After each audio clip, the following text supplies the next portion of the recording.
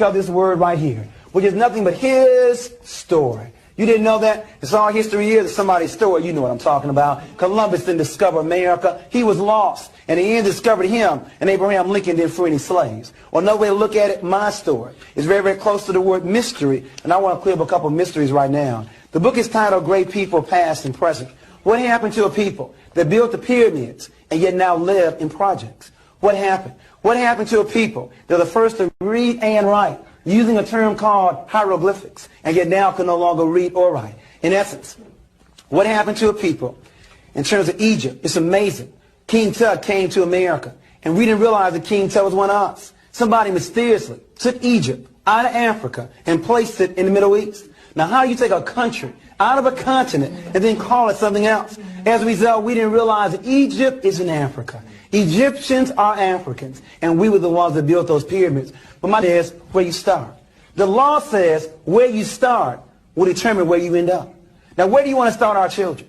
If they started in 1619, they start on a plantation. That means they'll probably end up in a ghetto. But if you start 4 million years ago on a pyramid, they end up being free. Now, where do you want to start? On a plantation or on a pyramid? Because depending upon where you start will determine where they end up. Our first problem is we've been starting in the wrong place.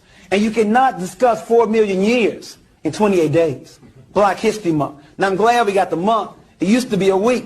But you can't discuss 4 million years in 28 days. It's simply not enough time. And then the other issue, what are we going to discuss?